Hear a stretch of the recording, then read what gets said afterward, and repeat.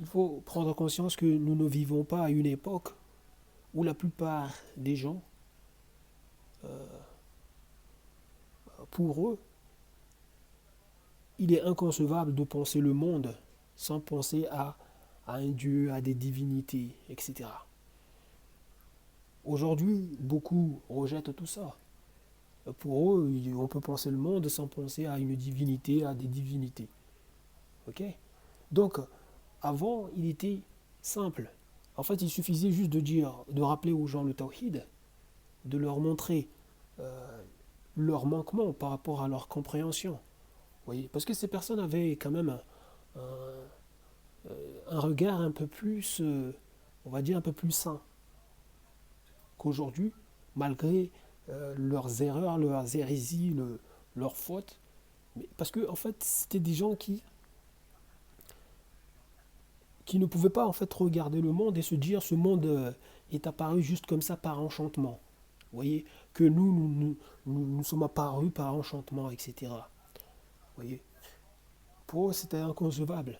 Donc, du coup, venir voir ces personnes et essayer euh, de leur montrer en fait leurs erreurs, leurs fautes, etc. Donc, voilà, c'était quelque chose qui allait avec ces temps-là. Et comme vous le savez, le Coran répond à tout, à toutes les époques. Vous comprenez? Donc, aujourd'hui, nous vivons à une époque où vous avez des gens qui sont là, qui pour eux, il n'existe pas de Dieu, il n'existe pas des dieux. Vous voyez, eux, voilà, ils mènent leur vie, ils ne veulent rien entendre, etc. Ça va jusqu'à à dire qu'ils n'ont pas vu Dieu, donc Dieu n'existe pas, alors que ça n'a absolument pas de sens. Rien n'a à être que parce que ça a été observé, ça a été vu. Oui. Donc il faut arrêter. Donc on peut prendre par exemple l'exemple d'un empereur, un roi, qui ne se donne pas à voir à tout le monde, par exemple. Le peuple peut être là, à juste recevoir ses ordres sans jamais le voir. Vous voyez, il y a juste un petit groupe, on va dire, très restreint en fait, qui a pu voir la personne, qui voit le roi, l'empereur. Mais le reste de la population, par exemple, n'ont pas l'occasion de le voir. Est-ce que ces personnes-là viendront à dire attends, cet empereur n'existe pas, je ne l'ai jamais vu. Euh, on a juste des gens qui viennent là nous dire euh, voilà, l'empereur, le roi vous ordonne de faire telle chose. Les gens, ils font quoi? Ils ont des gens qui viennent leur annoncer les décisions du roi, bah, ils obéissent, ils suivent. Donc, ça ne vient pas là à dire non, je n'obéis pas parce que je ne l'ai pas vu. Ok? Donc, bref. Non, en fait, ça c'était juste pour vous dire que en fait, c'est absurde de venir là dire que parce qu'on n'a pas vu Dieu, voilà, il n'existe pas. Ça n'a absolument pas de sens. Donc, qu'est-ce que je disais? Donc, aujourd'hui, ce qu'il y a, c'est quoi? Vous avez des gens qui ont donné leur avis sur le Coran. Nous sommes conscients de ça. Et il est clair et net que ce qu'il y a à faire, c'est quoi? Parce que nous, comme je vous l'ai dit, nous ne vivons pas à une époque où des gens adoraient, soi-disant, plusieurs divinités, ou, voilà, ou disaient adorer Dieu, etc. etc. Donc il fallait juste leur rappeler le tawhid, etc. Mais aujourd'hui, vous avez des gens voilà, qui rejettent l'existence même de Dieu. Et qui, même si à l'époque aussi, il existait des gens comme ça, mais ces personnes n'étaient pas nombreuses. Alors qu'aujourd'hui, ces personnes sont nombreuses. Vous voyez? Donc, ce qu'il y a, c'est quoi? Ce qu'il y a, c'est d'aller euh, euh, dans le livre, montrer que ce livre, le Coran, vient de Dieu. Vous voyez? Parce qu'il n'y a pas, je vais dire, un autre moyen. Et ça, quand tu fais ça, tu puises tes arguments dans le livre, tu viens avec des démonstrations, avec des preuves évidentes. C'est pas juste tu viens là dire, dans le Coran, Dieu dit qu'il a créé les cieux et la terre. Et, et pour toi, voilà, tu dis aux gens, bon, voilà, c'est Dieu qui a créé les cieux et la terre, et point barre. Les gens doivent croire. Ça, si la personne qui viendra à croire juste avec ça, c'est-à-dire la personne s'est basée sur un argument d'autorité. C'est juste que, par exemple, la personne a, euh, croit que le Coran, c'est la parole de Dieu, mais n'a pas la preuve de ça. Vous voyez. Donc, du coup, tout ce qui se trouve dans le Coran qui est dit, pour lui, voilà, c'est la vérité, même si il n'a pas la preuve de ça. En fait, il se base, il est juste sur un argument d'autorité. Vous voyez. Parce que Dieu l'a dit, c'est vrai. Voilà. Mais est-ce que le Coran, tu as bien la preuve que c'est la parole de Dieu ou pas? Donc, vous voyez, toute la différence est là. Donc, là, ça sera juste une question de confiance. Comme par exemple la personne qui va se dire, moi j'ai confiance, je crois que le Coran c'est la vérité. Il y a une autre personne qui viendra dire, je crois que le Coran ce n'est pas la vérité. Et là, ces deux personnes, en fait, sur le plan, on va dire, philosophique, ces deux personnes sont on va dire, sont pareilles. Vous voyez. Mais bien sûr, auprès de Dieu, ces deux personnes ne sont pas pareilles, bien sûr. Vous voyez. Celui qui a placé foi et celui qui n'a pas placé foi, c'est pas la même. Mais en fait, sur le plan, on va dire, juste de la pensée humaine, ces deux personnes sont pareilles. La personne qui viendra dire, moi je ne crois pas à ce livre, et la personne qui viendra dire, moi je crois à ce livre, mais aucun des deux n'a vraiment, on va dire, de, en fait, ne montre véritablement pourquoi, en fait, ça penche d'un côté, pas de l'autre, etc. Vous voyez. Donc, oui. Et celui, par exemple, qui va dire ce n'est pas la parole de Dieu, par exemple, viendra à dire ouais, parce que ça a connaissance de certaines choses du monde et tout, donc quand ça vient à lire le livre, ça trouve que ça ne correspond pas, vous voyez. Alors que, comme Dieu dit dans son livre, il dit qu'il y en a, ils ont traité de mensonges, ces signes, alors qu'ils ne les embrassent pas de leur compréhension et euh, ils n'ont pas reçu la science. C'est ça. En fait, la science qui leur permet en fait de les comprendre. Mais tout ça, de toute façon, ces personnes-là, s'ils étaient attentifs, eh ben, si elles étaient attentives, elles verraient ce genre euh, de rappel. Et de voir que le livre, on le médite, comme Dieu le dit dans son livre, quand il invite les gens à méditer. Il ne s'agit pas juste de lire comme ça, mais c'est de réfléchir, oui, sur ce qui est. Donc, comme vous le comprenez, il faut vraiment sortir de cet état de bizarrerie où vous avez des gens qui sont là, qui disent avoir foi en Dieu et qui disent que le Coran c'est la parole de Dieu, mais quand tu leur dis prouve-le, la personne n'y arrive pas. Zéro, n'a pas le moindre, euh, n'a pas la moindre démonstration. Oui, elle ne peut rien faire. Elle va dire juste non, moi quand je le lis, j'ai des sensations. Oui, mais ça c'est toi.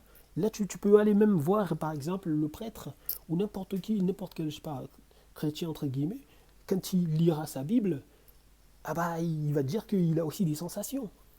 Donc, une personne, je sais pas, un bouddhiste, peu importe. Vous voyez. En fait, ce n'est pas, ce n'est pas quelque chose vraiment à poser sur la table. Vous voyez, comme un argument.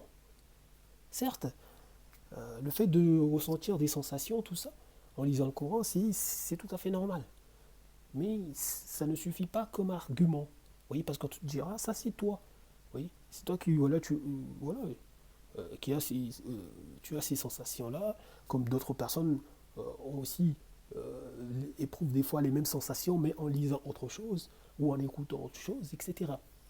Donc, vous comprenez que venir dire, voilà, moi, je sens que, je crois que, non, non, c'est pas suffisant, pas du tout.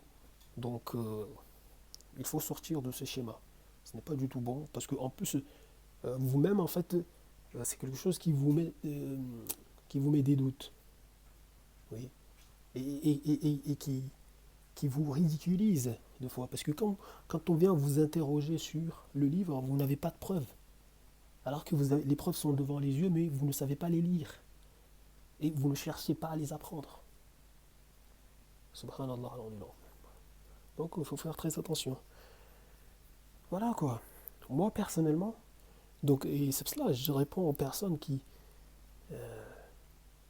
croient que voilà, on peut venir là me traiter de propagandiste et que je ferai de la propagande par rapport à ce à quoi j'invite. Non, ce à quoi j'invite, c'est quelque chose, voilà, je me base sur des preuves évidentes. Je ne suis pas un propagandiste, je ne fais pas de la propagande. Les gens qui font de la propagande, ce sont des gens qui se basent sur l'émotion et aussi sur euh, l'idéologie. En fait, les fruits de leur idéologie, ça promet aux gens, en fait, qu'en observant, en suivant, en mettant en pratique leur idéologie, ils vont gagner. Leur vie, voilà, se trouvera améliorée, etc. Donc, ça fait plein de promesses comme ça. Donc, et moi, je ne suis pas dans ça.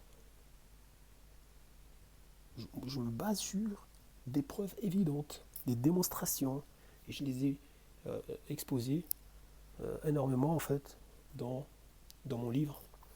Donc, voilà. Et j'invite les musulmans à saisir ce livre, à apprendre ces preuves, à les connaître. Oui. Parce que il y a quelque part, par rapport à notre contexte aujourd'hui, il y a une forme d'injustice. Le fait de venir, par exemple, vouloir imposer tel fonctionnement de vie euh, à une société ou inviter au livre, alors que les gens, par exemple, vous demandent juste une chose, apporter la preuve que vous dites la vérité, que vous êtes dans la vérité. Et vous n'avez pas ça. Vous voyez, il y a une forme d'injustice, quelque part, dans votre démarche. Oui. Donc, alors qu'à l'époque, comme beaucoup de gens étaient dans leur croyance en, voilà, en plusieurs divinités, en plusieurs des sous-divinités, etc. Parce que ces gens ne pouvaient pas s'imaginer que voilà, le monde serait, voilà, c'est ce qu'il est, voilà, de rien ou je ne sais pas quoi. Vous voyez.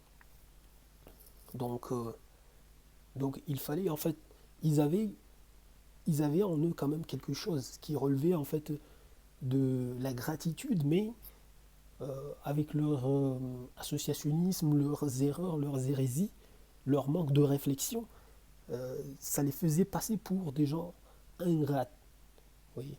Mais aujourd'hui, vous avez des gens qui, voilà, pour eux, Dieu n'existe pas, il n'y a pas ceci, cela. Donc, oui. Donc nous vivons une époque où il faut montrer aux gens que le Coran, ce n'est pas une parole humaine, c'est la parole de Dieu. Et donc, en montrant que c'est bien la parole de Dieu, en montrant que le Coran dit la vérité, c'est la vérité, et ce qui s'y trouve montre très clairement que ça ne peut que provenir que de Dieu, comme il se présente dans le livre. Donc là, en fait, vous réglez tout d'un coup. Donc, et pour ça, il faut étudier, il faut être à l'écoute. Vous voyez. Il faut écouter les personnes qui ont fait ce travail, vous voyez, de recherche, d'études, que de vous entêter et être là comme des ânes battés, des, vous voyez, subhanallah. Vous voyez, ou des ânes qui portent des livres. Vous avez le Coran, vous le portez, il y a énormément de choses à découvrir, à comprendre, qui peuvent vous faciliter au quotidien. Lorsque vous invitez à Allah, tabaraka wa ta'ala, lorsque vous voulez vivre l'islam comme il se doit, etc. Mais vous, vous faites quoi? Vous vous en fichez de l'étude de tout ça. Oui.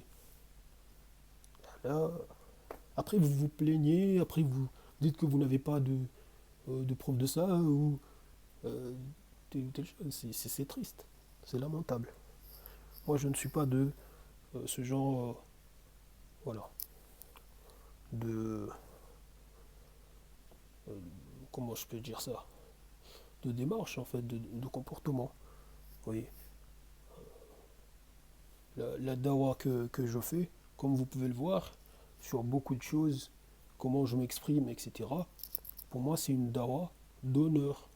Une dawa d'honneur. Vous voyez,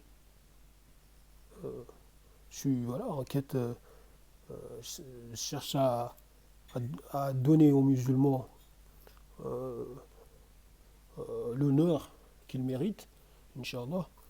Donc, à donner à cette religion la place qu'elle mérite dans les sociétés. Oui. C'est une dawa d'honneur. C'est pas une dawa des gens voilà, qui sont complètement à l'ouest, qui sont là, qui ne savent même pas ce qu'ils.